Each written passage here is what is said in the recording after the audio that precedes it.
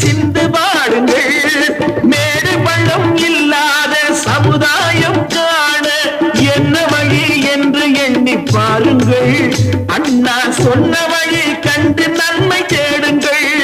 அண்ணா சொன்ன வழி கண்டு நன்மை தேடுங்கள். நீங்க நல்லா இருக்கணும்,